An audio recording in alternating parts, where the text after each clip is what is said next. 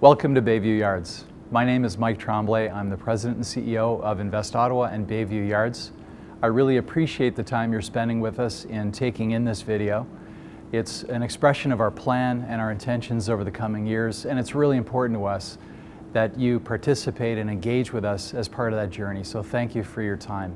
So since 2012, Invest Ottawa has been involved in supporting 5,600 jobs coming into our region. We've done 110 foreign visits where we've had full programs that we've delivered in markets, and we've received over 170 delegations that we've really paraded around our city and shown off the capability that we have here. And finally, we've also had over 600 companies where we've supported their global ambitions. We have a complete infographic on our website that will take you through a wide range of the metrics that we track each year. I'd encourage you to take a look. We've entitled this particular plan Ottawa 4.0, and the reason we've named it that is we've connected it to the work that has come out of the World Economic Forum, in particular Klaus Schwab, who's the founder of the World Economic Forum, who created a book called The Fourth Industrial Revolution. We're really trying to look forward in our plan, and we're really trying to enhance where Ottawa and our region can actually move things forward in the next 5 years. And as a result, we're levering the work of the Fourth Industrial Revolution. The main thing for us to keep in mind is we're really trying to create local capability in order to be competitive as a region in global markets. It's never been more competitive. And as we look at things, I really do like to key in on a quote that comes from Klaus Schwab out of his book. There's never been a time of greater promise or greater peril. That really means a lot to me personally, and I think about that every day. It's really critical that we get behind the plan and really think bigger than we ever have. And that's really the point of the presentation that I want to take you through right now. So creating global market advantage for regional impact. So as we look forward, I do want to open up by suggesting that this isn't my plan. This is a community plan that we embarked upon many months ago. It was important to our team to make sure that this isn't something that we did as a parochial set of thoughts. This is something that we wanted to include many of our stakeholders in the preparation to make sure that we had full community engagement. So not just having a great plan, but in order to be competitive, in order to really move things ahead, we wanted to ensure that we included everyone and get everyone behind us. So we embarked on this. We included 9 different stakeholder groups to help us with the planning process. I took the time to present to over 1,100 people and do audience polling to make sure that we are tuning our plan in the right direction. I'm very confident that we're in a very good position at this stage, reflecting the entire desires of our community, not just what Invest Ottawa or Bayview Yards wants. So that was very important to us. You'll see on the slides as we pan over a number of pictures of people that were engaged, and actually one of our early artist renderings of the programming that we put together. And it was on the eve of the final Ottawa Senators game, where unfortunately we lost to the Pittsburgh Penguins, but the planning goes that far back. And as I look at it, many of the ideas that came out from our board at the time found their way to our final plan. So lots of tuning from there, of course, but really excited about how that journey began and all of the work that got us to this stage. In 1906, the facility that you see on the slide took 7,000 people to build this facility. They did it in 1 year. It was highly successful all the way up until the time of the Depression. Everyone hit those headwinds. Even Sears struggled, but by 1922 they were back in black, and so they were in a good position again. What they decided was, what they learned from the Depression was to adjust and course correct, that not only did they need to be relevant in rural markets, but they also needed to focus on urban markets as well. And so they decided by 1925 to open their first store. The store was actually on the campus you see on the slide. That was their first lab and store together, and they've put in place since that time thousands of stores. And so this is how Sears by 1925 opened up urban markets as well to take advantage of the capability of this facility in Chicago and to actually broaden their markets, which was great up until they encountered Walmart. Walmart really put them into a pretty tough position through the capability they introduced in the markets, which was really around managing inventory better. So to become the new low-cost producer, what Walmart did was they ensured that inventory was always active. It was either on a truck or it was in a store ready to be purchased by a consumer. And by doing that, they shaved precious cost out of their business and were able to be the low-cost provider. Customers flocked to their stores as a result, and that had a big impact on Sears, who had to course correct again.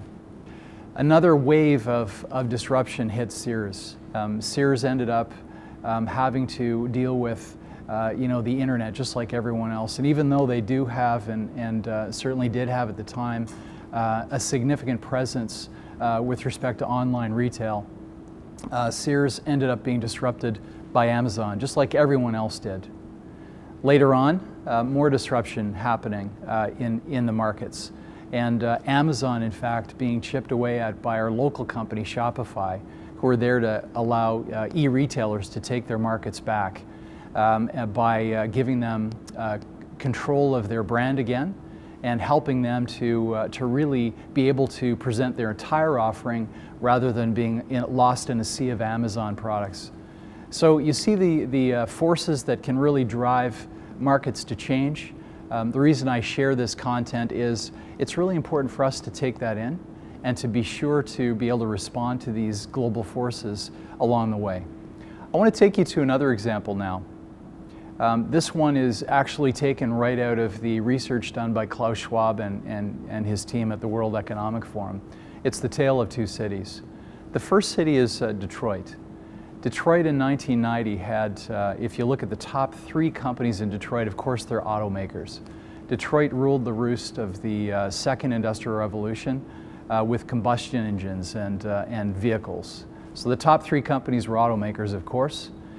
Those 3 automakers, when you added up their total economic production, produced $250 billion worth of economic production. It took over 1 million people to make that happen in Detroit.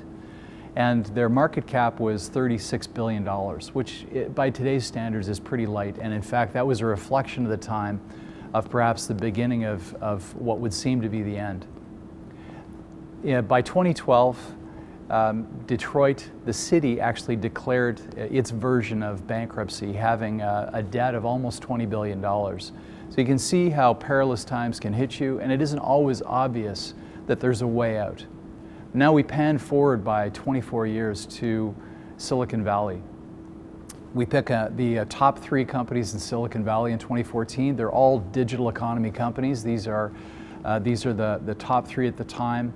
Also generated almost $250 billion worth of revenue that year, in fact a little bit less.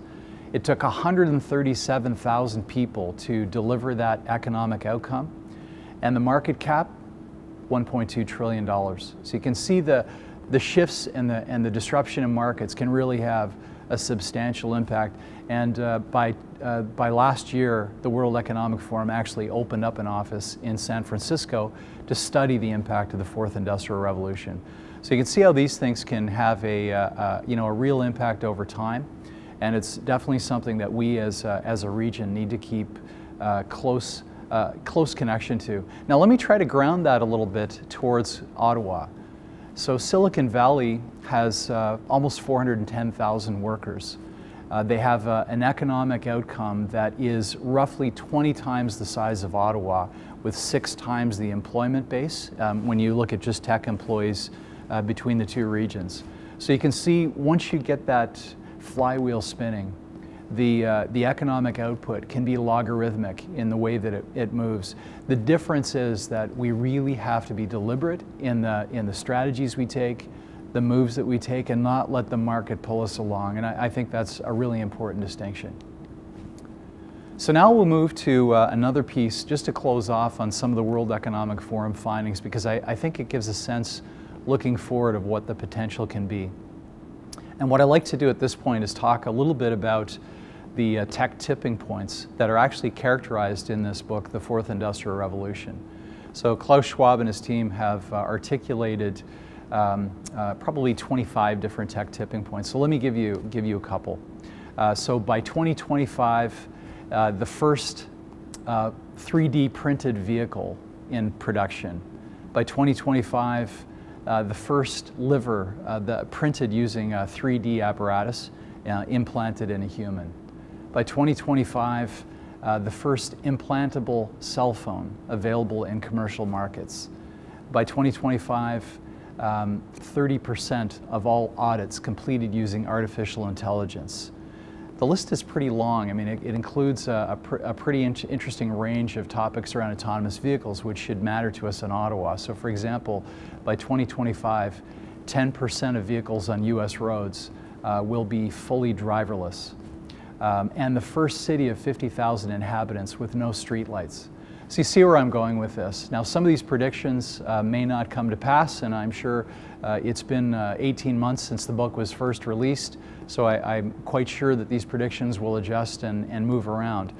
But the point is, the impact on societal norms, economic systems is profound, and it changes the world forever. And this is why this particular work and this particular plan is so important to Ottawa and our surrounding region. So let me move to providing a little bit more of a global context to this, and then we'll land it in Canada and then Ottawa. So if you look at data, composite data that comes out of the Boston Consulting Group, they did some research looking at the G20 countries. And what they discovered was, for the G20, the digital economy component of G20 reflected about 10% compound annual growth rate between 2010 and 2016. In 2015, the digital economy portion of overall GDP represented 22.5%, and by 2020 we anticipate that will look like 25%. So a quarter or more of the world's economic output will be connected to digital economy companies. G7 nations are a little bit slower in terms of the growth, but it's because their baseline, like Canada's baseline in digital economy, is higher. So we hit roughly 8%. Work done by Sloan MIT shows that if you're a company that has your business intertwined into the digital economy, 50% or more, you will have 32% higher revenues and 27% higher profits. And that actually is very true in Canada as well. Using ICTC data, we know that if you're a digital economy company, you grow 15% more than legacy companies do, and you grow jobs at almost 2.5 times what a legacy business will do. Now, given that Canada is 90% SME, small medium enterprise country, that matters, and that is very true for our region. So when you think about the challenge that we face, if we want to grow as a nation, if we want to grow as Ottawa and our region, we have to ensure that we emphasize digital economy. And I see that in two streams. One stream is helping companies that are bricks and mortar companies to become connected to the digital economy and to imagine new ways to transform their business and to generate new facets of how to move forward. And we have a number of those examples on our website with companies that have actually done that, made the change. The other part is just as a legacy company, is to take advantage of the operational advantages of applying digital techniques to your business. The second part is, of course, to really get behind brand new disruptive technologies and apply them to real world business problems. And this is where we, as a organization, are going to be focusing a lot of our time. So now I'm going to move to grounding this in Ottawa. So I don't mean to have this sound like gloom and doom at all. In fact, our region is in a beautiful position to take advantage of everything I've talked about so far. Most of the time, we're recognized as a government town. And literally 1 in 5 employees in Ottawa are government employees. But almost 11% of Ottawa, those that are in the workforce, are in fact in tech jobs. That is by far the highest in the country. And so it separates us from the pack in many ways. And very different from the late 90s, early 2000s, We're no longer really dedicated to one major area of tech focus in the communications area. We're really diversified. From the days that my brothers worked at Nortel and I worked at JDS Uniphase to now, we're now very diversified. In fact, our top tech area is no longer communications, it's actually software companies. Second to that is communications, third is defense and aerospace, fourth is clean tech, then we get into life sciences, and then digital media. So we have a really, really broad capability. We have almost 80,000 workers in the ICT space, almost 70,000 of them that are focused purely in tech companies, which is really, really significant and a market advantage that we need to take a really good close look at. And I don't think it's an accident that we're both a government town as well as a tech city. If you do the archaeological dig deep enough, you'll realize that with 65 research labs in Ottawa, that has spawned companies and ideas and capability, and that's found its way into commercial markets, which is fantastic. We also have an incredible post-secondary capability in Ottawa. We have at this point 27,000 enrolled STEM students, science, technology, engineering, math. Canada overall has 123,000 or so that are enrolled today. So when you think about our footprint of capability, it is substantial. And so we have a lot to work with, and we have a lot to look forward to. And so I'm really excited about what's ahead. So what really matters for all of us is being aligned and making sure we're being deliberate in the directions that we take. The vision that we've set out for ourselves is to enable our region to achieve its full potential. That's at the core of the vision that we've set out for ourselves. Obviously, the connection to that is very much tied to the innovation agenda, not just today's innovation, but forward-looking as well. Ultimately, we want Ottawa to be the best place to work and live. I think that's a very important ambition, and it's one that has credibility. Expert Market out of Dallas this past year recognized Ottawa as being the best place to work and live for major centers that have tech hubs. And it's really for three reasons. The first reason is we have the lowest cost of living when you look at all of these centers. Secondly, we have the second highest salaries. And thirdly, and this was really quite a good finding, that we have great tech diversity in our region. And I think that that is something that we can really build on across the board. Ottawa, I think, is in a unique position to take advantage of all three of those components towards having this idea of the best place to work and live, have more of a global notoriety, not just a Canadian one. So we're very, very proud of our vision, and we look forward to executing against the mission that I'll take you through now. The mission we have is really connected to in part what we've been doing in the past, which is really four things. Invest Ottawa has been an organization that has helped to foster entrepreneurship, help startups to start up, and to help them to scale. Ideally, help them to scale on the global stage. And finally, to attract foreign direct investment. So that's the second paragraph. The first one is really the new part of the mission, and that is getting at market-led innovation and really applying disruptive technologies in a very organized fashion. Because at the end of the day, our goal here is to build high-value jobs and to make sure that we establish long-term economic growth and prosperity for our region. That is really what the mission is about. And so now let me move into the concepts that we built as an organization. And there are four. These concepts that I'm about to take you through are all connected back into a series of videos that we have available for you that our entrepreneurs and industry leaders will help you to perhaps understand better by indicating their response to each of the concepts and how they're participating in them. So the first one is called Cradle to Great. The idea of Cradle to Great is really focused on quality. It's around operations and being best in class at making sure that everything we do at Bayview Yards in our incubator all the way through to what we do in terms of global markets is done in a very prescribed way, a very deliberate way, and in a way that is constantly improving. So we want to provide the very best for the companies that we serve, and we're progressively getting better each year, coming and going. Secondly, future ready.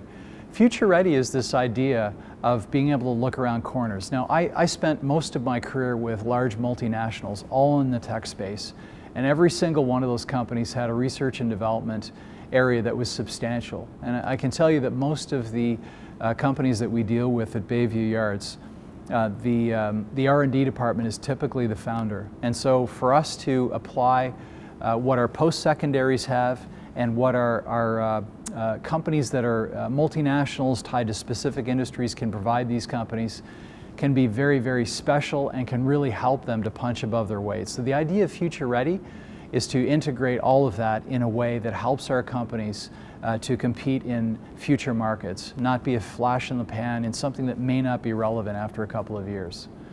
The third concept we have is called the Innovation Hub. We have Bayview Yards, which is a fantastic facility. In fact, we're filming that here, of course, now. Bayview Yards as a facility is excellent, but we do need to scale the capacity of Bayview. What we learned in our first year of operations is that there's such a thirst for being involved in the entrepreneurship area that we really do need to expand, include more industry leaders to help support having that ecosystem. So those unintended collisions that happen here happen even more broadly and are connected into global markets by virtue of those that are here. So the expansion of the site isn't about a building. The expansion of the site is around strategically plotting our course together as a region, not as islands, which I think is the significant difference in what we want to achieve. And then finally, marketplace. One thing that I really believe strongly in is the best thing that we could do for our small companies here in our incubator and in our region to help them to grow and build is to connect them connect buyers and sellers, connect them to new buyers. The best thing we can do is help them with the revenue stream, help them with their branding, help them with references to make them an even stronger target for investment. And so those are our four concepts, and when you look at them, they really are quite broad, and so we now have to shift them and kind of pivot them right in order to put together an approach that we can actually execute against. And so to get that, we have three objectives that we will apply to actually deliver against these four concepts that we've developed.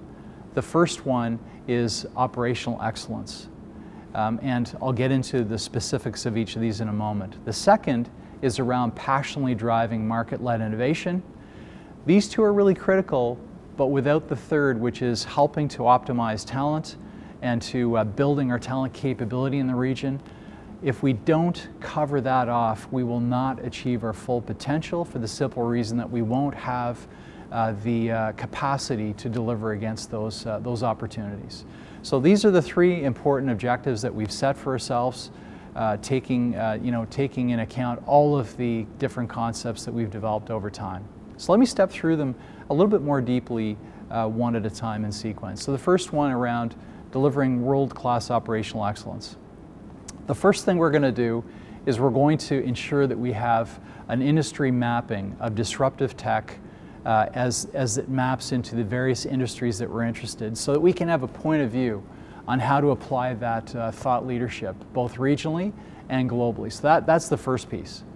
The second is, and we've already made some structural changes to support this one, we need to change the coverage model that we have in mind for how we support companies through their entire life cycle of existence, and also how we map the attraction of companies to our region and connect them into strategic ecosystems. So for us, having a strategic coverage model really matters.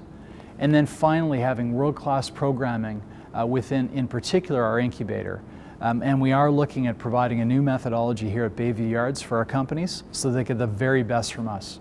So those are the three operational strategies, if you will, against that particular objective.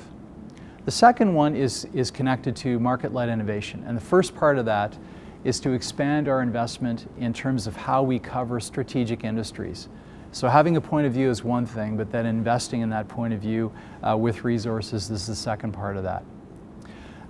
The second strategy we have in mind is to build a marketplace, if you will, so we can connect buyers and sellers. So this is a digital marketplace, starting with codifying our market in a far more comprehensive way so we understand what we have in the region in a far more concrete way, and then connecting challenges for government, and that is certainly our biggest opportunity in Ottawa, given that we're here in the nation's capital. But it also includes big industry as well. So the idea of connecting buyers and sellers, doing it efficiently using a digital marketplace, That's our second move. The third part is, and we're well underway with city planners and industry leaders to expand Bayview Yards. We have a 15-acre plot of land here. We have pent-up demand, and we have a lot of regional interest picking up on the success that we've had in our full first year of operations. So it's around making sure that we get every square inch of this facility working in the short run and expanding it over the long haul so that we can take advantage of market opportunities. This also includes cultural creative industry on the site, so we're looking at a multi-use site here on the campus. And then finally, we get into optimizing talent attraction, development, and retention. And there's really three things that we'll do here. The first two are for external markets. So we want to put in place a team and execute, really developing a plan and executing that plan for attracting talent in the region, but also retaining talent in the region. The second part of that is to ensure that we're promoting the region, picking up on what our tourism and the Ottawa Bureau has done in our 150th year as a city, 2017, to pick up on that excellent work and also build on it so that we have a really strong commercial way of telling our story. And so we're going to be spending a lot of time on and investment on promoting Ottawa as a commercial region. And then finally, I want to make sure that we have the very best team in the country that is delivering the programming. So professional development for our staff, and as we scale our business, bringing in new capability and new talent so that we have the very best operation possible here at Bayview Yards. Those are our three objectives and the strategies for each. Each one of these has 3 actions underneath them. So we're executing 27 different actions in support of these 3 objectives. Now let me move to our structure. So I mentioned already that we've already made a few adjustments to our team structure. I'll just touch on this very briefly.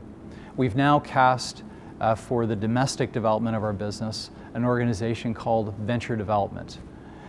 We have a global expansion team that is there for foreign direct investment and trade, as well as business retention and expansion of those companies. The magic of global expansion is to pick up on the great work of venture development. As we create more companies that can scale globally, the global expansion team will take those companies and take them global, in addition to attracting investment from foreign markets. So really important to us. We've taken anything that would be an area of focus and we've moved them into shared services functions. So corporate services in our team includes HR, finance, and operations. We have a marketing and communications team that is responsible for all aspects of marketing and comms. And infrastructure services, this is our building at Bayview Yards and all of the services that we provide all of our tenants, everything from lease agreements all the way through to IT and infrastructure that we provide here at the site. We have 2 boards and 1 membership. We have 1 CEO, 1 team executing on behalf of the board, and basically 1 set of values to carry out our mission. Now, I'm not touching on values as part of this, but what I will say about values is we want our team to be very engaged. We want our team to be very future-looking. We want to be very, very focused on quality and be deliberate in how we approach and go after things. We're not here to react to market conditions, we're here to be proactive. And so the values you'll see come out of our team are very much in keeping with that thinking. So that's the structure. It's as efficient, as effective as we can make it, and it's set up in a way that we can actually scale our team as our region grows. Let me now move to an example of how all of this will come together, and then I'm going to recap everything that we do so that we've brought it all into a perfect picture for you. So we'll take autonomous vehicles as our example. There's been a lot of coverage of autonomous vehicles in our region of late, including having our Premier take a test drive in the fall. And then we had 2 firsts in Canada. We actually ran autonomous vehicles on our Canada test track, but it was actually on live public roads, connected to live city infrastructure. First time in Canada this has been done. And it's a reflection of the deep communications technology capability we have, and also that we have an organization in Ottawa right at the core called BlackBerry QNX that has been embedding car operating systems for a generation. So over time, they've developed more and more capability. Our region is assisted with that, with all of the broad capability that we have. And now we're in this unique position where we can compete in the globe.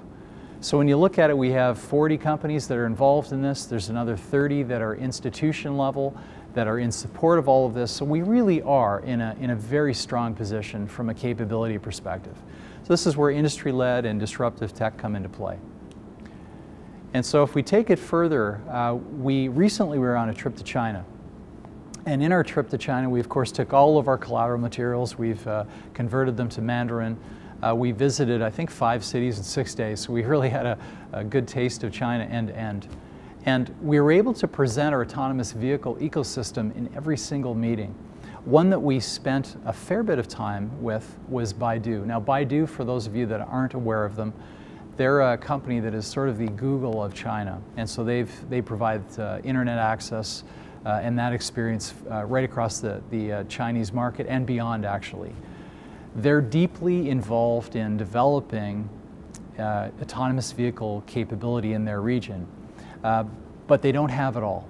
And what you'll find is the technology that they use is current, but not as advanced as ours is. And so 2 weeks ago, this is January where this video recording is happening, 2 weeks ago there was an announcement between BlackBerry and Baidu where they've come together and actually forged a relationship, a partnership. That day, BlackBerry's stock rose by 13%, which is a reflection of the opportunity that exists in China and the very natural fit that BlackBerry has in providing those services in China. So investors are very confident that this is a move that will have significant impact.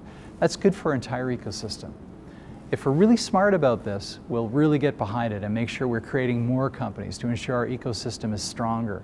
And then any gaps we have in our autonomous vehicle ecosystem, we fill them in with companies and capability, and that we're attracting talent into that ecosystem to participate.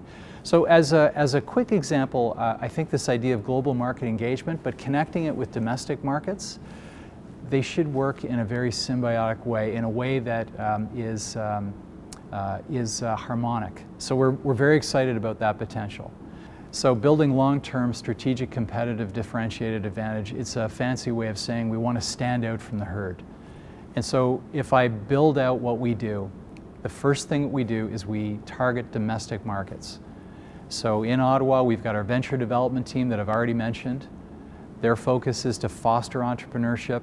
We have early stage training. We train probably 5,500 people a year in various things, from IP copyright to how to file your first company, to how to land your first tax return, and everything that you can imagine in between, so that whether you're a new advanced technology company or you're a company that has been in your family for generations, we can help you in various ways. So early stage training is still a core part of it and very active. Then we have our incubator accelerator. We're in our incubator here. We provide acceleration services here in the incubator and in the market as well. So none of that changes, it just becomes a little bit more deliberate and focused. Then if we move to what our global expansion team does, our global expansion team does the traditional foreign direct investment and trade that you would expect. They provide business retention and expansion services to those companies that have chosen to invest in our region, but they also scale up our domestic companies. And that's a really important shift in our plan, and I think an advantage we have in Ottawa, because we're one of the few organizations that do both venture development and global expansion together. Typically those are split out as separate entities, and so I think that there's a real advantage in having that come together. Now finally, in terms of how this all works together, if we're deliberate in the market mapping, which is the way in which industries and disruptive tech come together almost like a mesh, and we're very, very focused in those areas. So the programming we do in marketing, the focus of accounts that we have, our coverage model, all of those things come together in a way that really help us to be targeted and focused. We all believe that we're going to end up with far better outcomes over 3 to 5 years with that.